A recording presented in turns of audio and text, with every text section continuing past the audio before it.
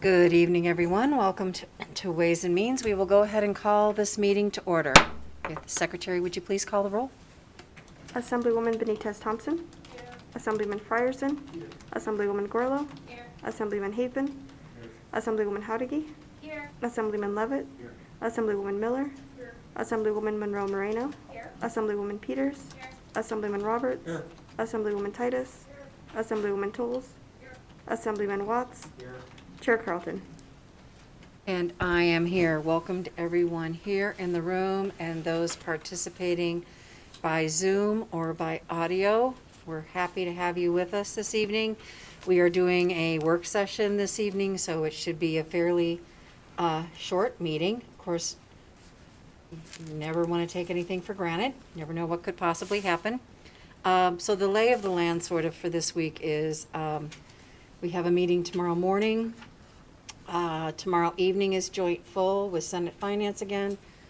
Wednesday morning will be joint with Education. As I had mentioned earlier, we will be in 4100. It's going to be a bit of a wonky seating arrangement because I had not realized how large the Education Committee is. So we've had to make a few adjustments with the seating. So everyone, please try to be flexible. It's not where you sit. It's the fact that we're participating and getting the information. And going from there, please be available as much as you possibly can be. Ways will be probably starting every single morning and recessing and meeting almost every single evening to make sure that we just keep the flow going. As things from the Senate come to us, we'll send things back out. So with that, I believe we can proceed with our work session this evening. I will go ahead and turn it over to Ms. Kaufman to start walking us through that. Thank you, Madam Chair. The first bill that is being discussed for work session is Assembly Bill 116. Correct. And that is Assembly Bill 116 as amended provides that certain violations of traffic are civil infractions unless a criminal penalty is prescribed for the violation by a specific statute. This was heard on May 3rd. The Department of Public Safety, Transportation, and Safety provided a fiscal note of $310,000, which the agency indicated could not be eliminated with the amendment. This would provide for enhancements to the Nevada Brazos web site. It would provide updates to the system to accept new civil infraction citations. This would provide for statewide device level updates, as well as updates to the Brazos interface, and provide training to law enforcement agencies who use the web-based device level software.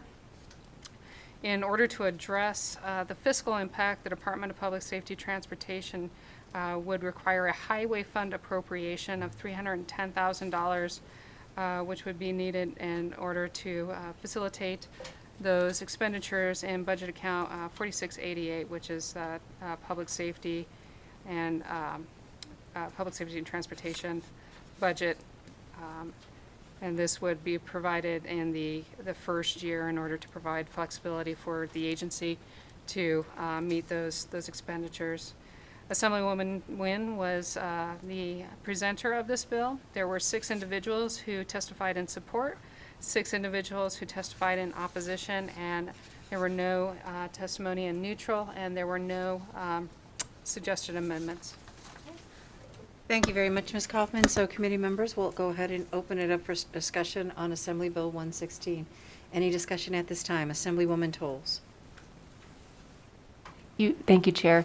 And I just wanted to confirm, I heard that it's the $310,000 is for the first year, but that's not meant to be ongoing. It's just to adopt the new software program. Is that right?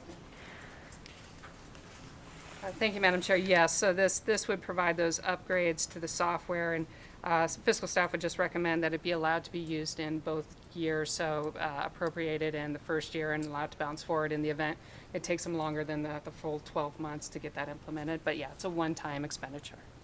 Thank you. And typically I like to keep the highway fund with the highway fund, but I think this is an important one, so I'm going to approve it. Thanks. Okay, thank you. Are there any other questions? Mr. Hafen? Okay, let's get the questions done first, and then we'll go ahead and go to comments, all right? Not seeing any other questions? Looking at my law enforcement guy over in that corner, so if not, Mr. Hafen, you had a comment? Yes, Madam Chair. I just wanted to get on the record that though I believe the bill sponsor's intentions of this bill are very good, I just, for personal reasons, cannot support moving this forward and expending additional funds. And so I will be a no this evening. I just wanted to get that on the record, so thank you. And typically, committee members, you would do that after the motion. So next time, if you've got that one, if you would do it after the motion, that would be great. Ms. Kaufman, clarification? Thank you, Madam Chair. I do need to make a clarification. I apologize. The fiscal note provides for an $80,000 ongoing annual maintenance. So that's inclusive of the $310,000. But then going forward, it would be $80,000 for an annual maintenance fee. Okay, any other questions at this time? Not seeing any other questions. With that, I believe we can go ahead and move forward. I would accept a first from Assemblywoman Monroe Moreno, second from Speaker Frierson. Any questions or comments on the motion? This is when Mr. Hafen would have inserted his comment, so we'll put it right there. Anything else? Speaker Frierson. Thank you, Madam Chair. I just want to point out that what we have seen with respect to this practice in local jurisdictions is not only the absence of a cost, but the presence of savings. And I think that we would be remiss if we didn't acknowledge that the jurisdictions that have tried this voluntarily have experienced not only no cost, but a savings and an increase in the collection rate. So the proof is in the pudding as far as whether or not that results in the same kind of savings that we've actually already seen in Nevada. But I also think that there is an unspoken cost about treating a nonviolent offense such as a traffic citation as if it is a violent offense and increasing thus the chances of some type of negative interaction when we can operate with a reaction that reflects the non-dangerous nature of a traffic infraction. And it simply, to me, seems to be a cost of printing new tickets that say something different, but I think that the costs certainly outweigh the benefits and go a long way in changing the nature of the typical interactions with law enforcement to make it less antagonistic and more about the nonviolent offense that it is. And thank you very much, Mr. Speaker. And with that, if I could go back to the first, I apologize to Assemblywoman Monroe Moreno. This would need to be an amend and do pass so that we would amend the appropriation into the bill appropriately. So I'll accept a motion from Assemblywoman Monroe Moreno as an amend and do pass to amend the appropriation into the bill.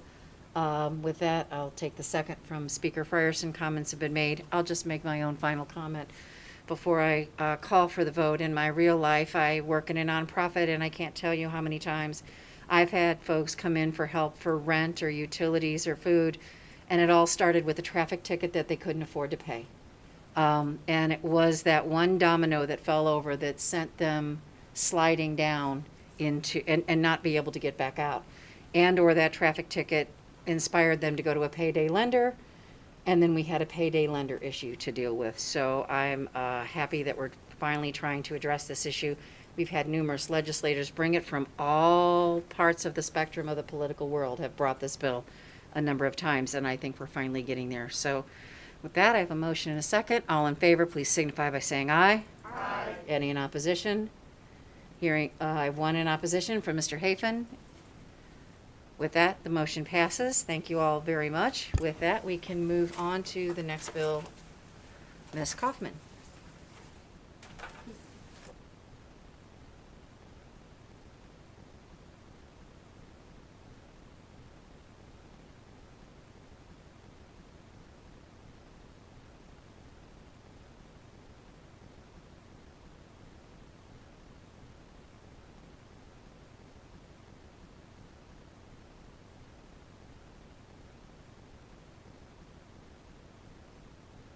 Thank you, Madam Chair. The next bill up for work session is AB 149.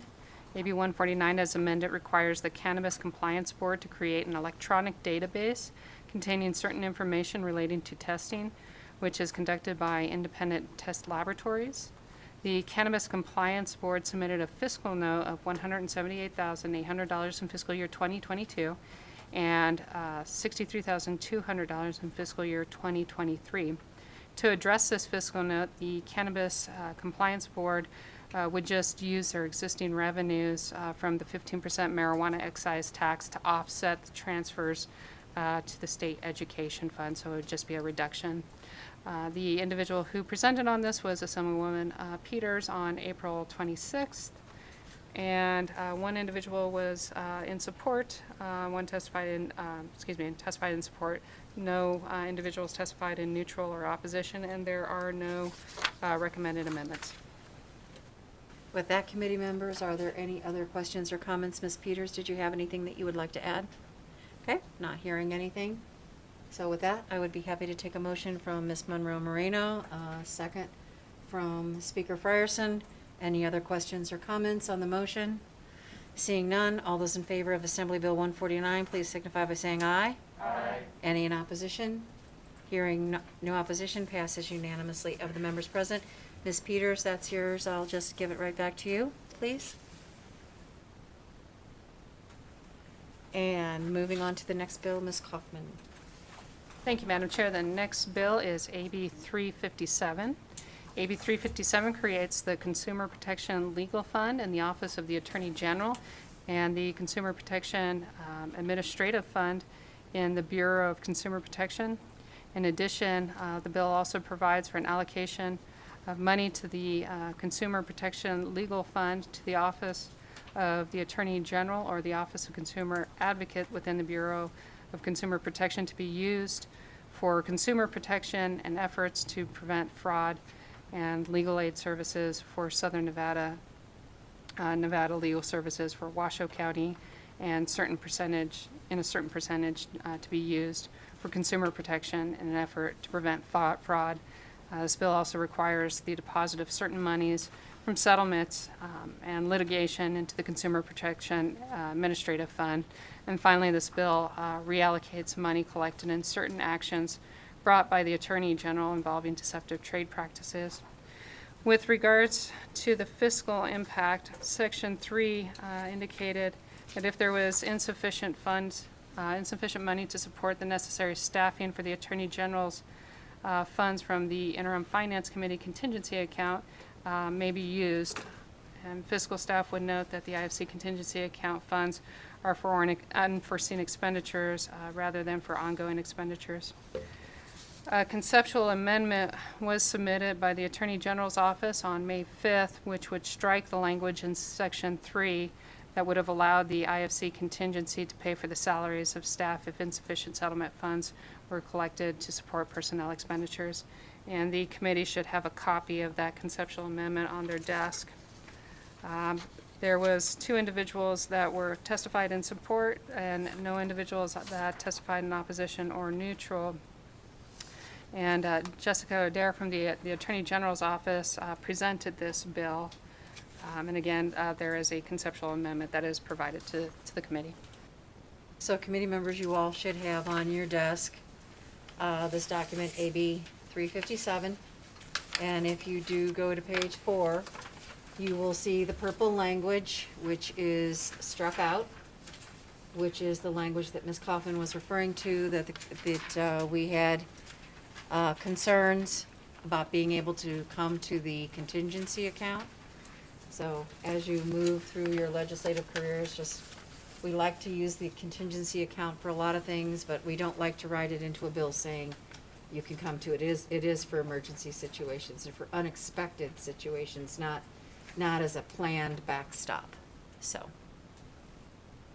are there any questions or comments? And you'll also see the other proposed, on that same page, the change in the name to make it more of a general organization. We typically, in legislative, not all the time, but we try to be as general as possible in case a name changes, a program changes. It's not locked into a certain name. It's locked into the purpose for which the money is to be going to, because sometimes names do change. An organization changes over the years. So you would hate to see someone be put in a tough position because of a simple name change in the future. So with that, are there any questions on the bill? Assembly Bill 357. Not seeing any. So with that, Mr. Roberts. Thank you, Madam Chair. Just a clarifying question. So are there other organizations operating the programs for legal services for indigents in any of these counties? Or there's basically, it's just one, correct? I believe those are the ones that are there, yes. Okay. Yeah. Thank you very much. Yeah, as I said, we just don't like to be so specific that it could limit us in the future if something would change. But we know who the organizations are. We have 2 food banks in the state. It would be like listing the food banks or just listing their purpose along that line. So any other questions at this time? Not seeing any, so I would accept and amend and do pass from Ms. Monroe Moreno. Second from Speaker Frierson. Any other questions or comments on the motion? When the speaker makes a second, it's like he's auctioning. He's bidding on something in an auction item. There we go. No questions or comments. All in favor, please signify by saying aye. Aye. Any in opposition? Nay. I have 1 nay from Dr. Titus. Any others? Not seeing any. With that, the motion passes, and I'll take care of this one on the floor, just in case. Alrighty, so Assembly Bill 358, I believe, is next, Ms. Kaufman?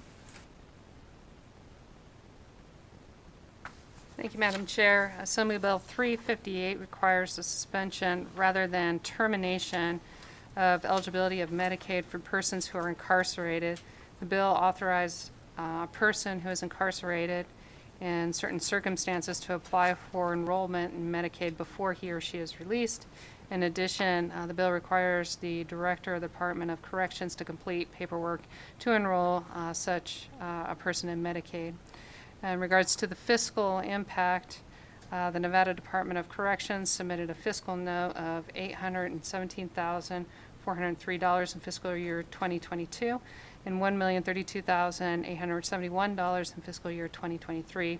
According to the Department of Corrections, this bill will require this funding to ensure the assessments and application for Medicaid are submitted for all inmates 6 months prior to their scheduled release. Currently, the Department of Corrections provides these services upon request of an inmate. According to the Department of Corrections, it estimates 500 assessments per month would be required, which the Department of Corrections estimates would require 12 additional program officer positions and 1 supervising program officer position to oversee the work of the program officer. I would note in discussion with the chair, she had asked me to provide an estimate of how much it would cost to provide 6 staff members, so 1 program officer 2 and 5 program officer 1s to fulfill this, and it would require general fund appropriations of $380,177 in fiscal year 2022 and $477,169 in 2023. The individual who testified or presented this bill was Assemblywoman Nguyen, and there were no individuals who testified in support, opposition, or neutral on this bill. So committee members, you've heard one of the conversation points about the difficulty we had in getting to the conclusion of 12 people. There was a lot of conversation about phone access, eligibility being done by phone, along those lines. This will be a new program. Unfortunately, our history with the Department of Corrections has been that we have given them money and the program has never really happened, and then they've come back for more money for something else. So I believe giving them the 6 positions to start with is a good start. Let them move forward with that and then come back and talk to us about how it's going. We definitely want to be able to see folks be able to have their Medicaid ready for them when they leave. We think that's very important. We know that when folks don't succeed, sometimes it's because of their medications. But I also believe that there's a lot of ways to do this without the full 12 program officers, and we can always have future conversations with it, especially since they're just going to be gearing this up. And they have such a high vacancy rate to begin with. I'm not sure how long it will take them to just fill 6 positions, much less 12. So are there any questions or conversation points on that? Okay. So with this would be an amend and do pass with the 6 positions as noted by Ms. Kaufman. I'd be happy to take a motion from Ms. Monroe Moreno, second from Speaker Frierson. Any questions or comments on the motion? Speaker Frierson. Thank you, Madam Chair. I think this is another example of a measure that is going to have the state realize savings as well. Working with indigent defendants, I think that, Madam Chair, you pointed out many of the issues that we have with respect to individuals that are released and unable to take care of their medical needs. I believe that this will save the state a significant amount of money and also contribute significantly to a reduction in recidivism by virtue of making sure that by the time folks are ready to be released, they're ready to be released with the tools they need to be more successful in our community. So with that, I think this is just another example of a policy that will result in savings. I will also say that I think that six positions are generous, considering we have other agencies that do this and absorb it within their current existing budgets. And so they may very well realize that they can do this either by partnering with other agencies or insurers or internally with doing this without a significant, if any, increased cost at all. And thank you, Speaker. Any other questions or comments from any other committee members at this time? Not seeing any. All those in favor, please signify by saying aye. Aye. Any in opposition? Hearing no opposition, passes unanimously of the members present. Ms. Monroe Moreno, can I ask you to handle this one on the floor? You're welcome. With that, Ms. Kaufman, 365, I believe, is next. Thank you, Madam Chair. Assembly Bill 365 requires the Department of the State Government to prepare and submit to the Governor and to the Legislature an annual report concerning equity in the workplace, which includes a summary of each complaint filed by employee to the immediately preceding calendar year that alleges conduct, which is not unlawful but is against the declared public policy of the state and any actions taken in response to such complaints. According to the Administrative Office of the Courts, there is a conceptual amendment that has been provided, and the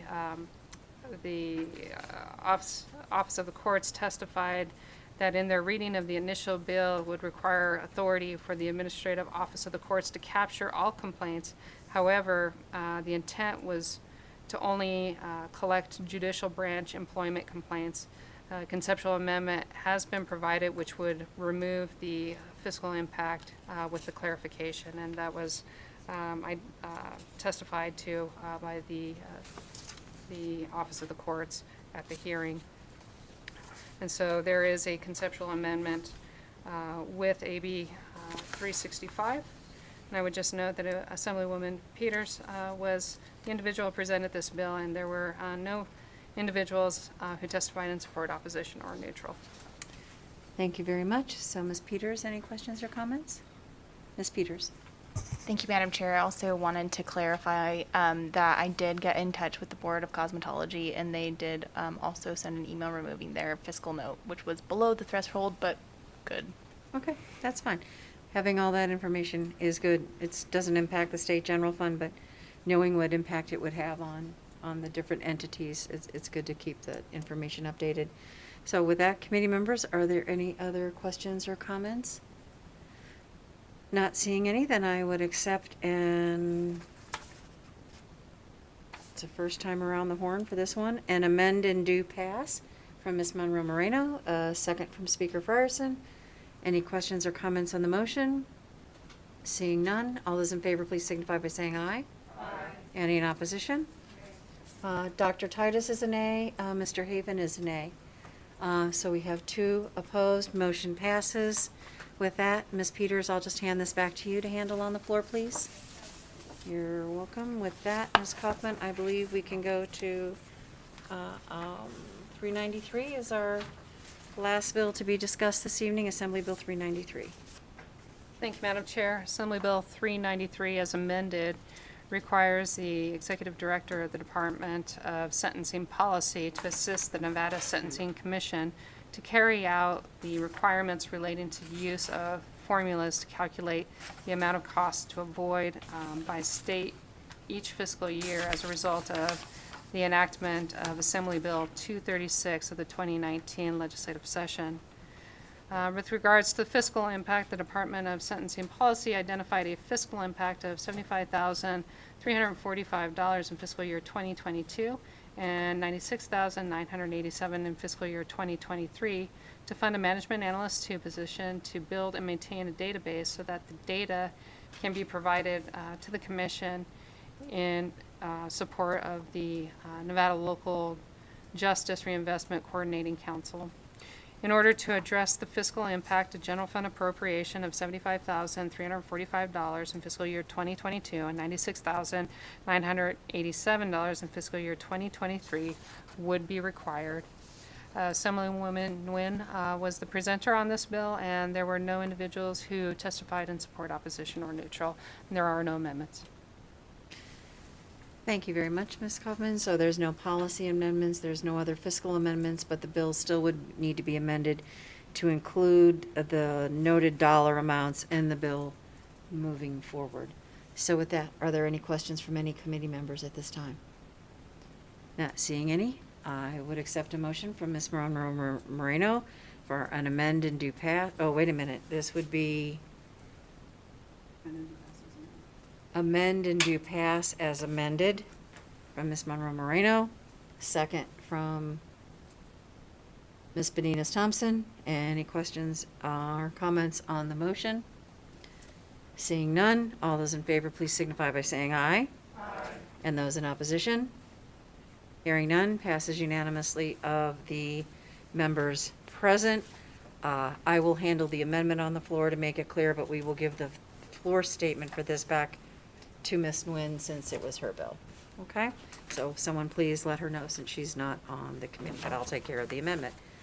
So with that, committee members, that takes care of our work session for this evening. We just need to keep things moving as they come in, they go back out. And as bills are prepared to move, we'll bring them up and keep them going. So with that, I think the last thing on our agenda for this evening would be public comment, so I'll open it up to those in the room for public comment.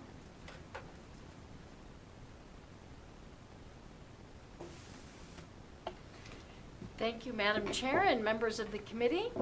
Good evening. My name is Sarah Adler with Silver State Government Relations, and I'm with you this evening on behalf of the Charter School Association of Nevada.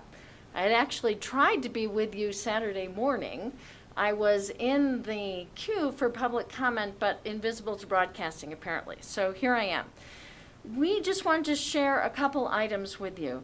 As did all of the education sector on Saturday morning, CSAN 2 concurs with the need for increased per pupil funding. The Commission on School Funding actually has done yeoman's work with their report on the path to adequate and optimal funding. That is solid, and I hope that as a body it can move forward in the future. CSAN supports the move to per pupil funding established in SB 543 last session. However, at that time and today, on behalf of the 12.7% of Nevada students who attend public charter schools, CSAN must point out that the formula as currently constructed is inequitable and unworkable for public charter schools. Charters were left out of the small school, small district adjustments in SB 543, despite my best efforts, and they are still in timeout. Yet since last session, and thanks to the work of our sadly departed Assemblyman Tyrone Thompson and AB 462 of last session, which he led, public charter enrollment in new schools is now matching the demographic and subpopulations statewide, and the number of 4- and 5-star seats that public charters are offering students is continuing to grow. Charters just simply must receive the same per pupil funding as their district counterparts because they operate in the same cost environment, the same labor market, pay the same for goods and services. This inequity is greatest in our small counties and deeply challenging for small charters as well. So there is a 3-word fix. It is to add public charters to receiving the district size adjustment by attendance area that their district counterparts receive. Finally, however, we, on behalf of CSAN and Public Charters in Nevada, we greatly appreciate the move that you have already taken to fund all pupils hold harmless at the per pupil level. But as was discussed at that meeting, this still needs a statutory fix. So thank you very much. Appreciate the opportunity to catch up from last Saturday.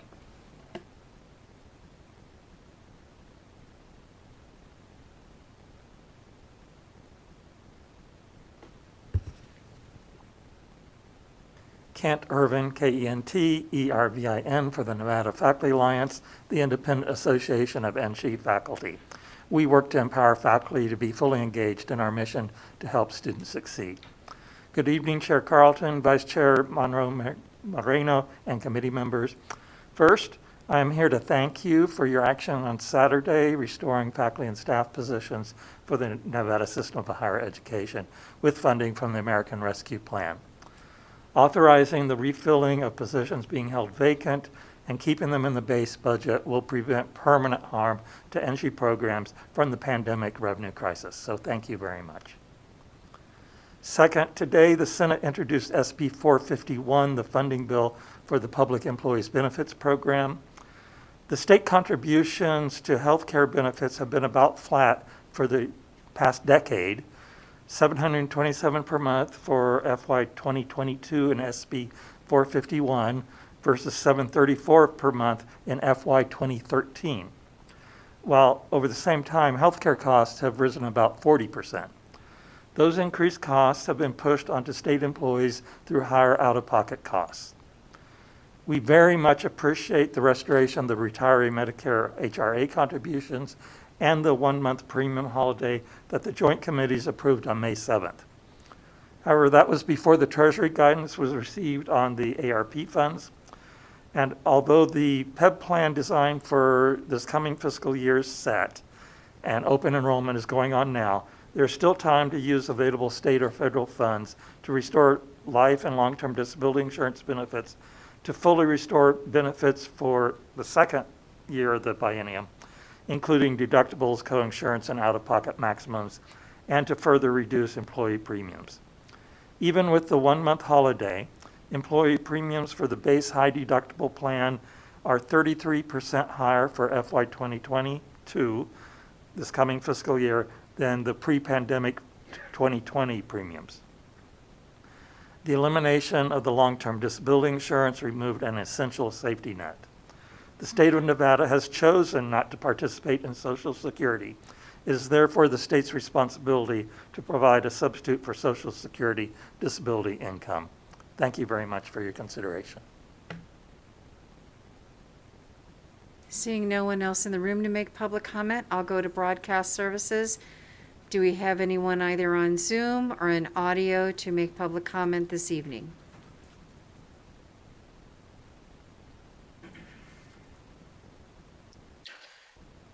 Chair, the public comment line is open and working. However, we have no callers on the line at this time.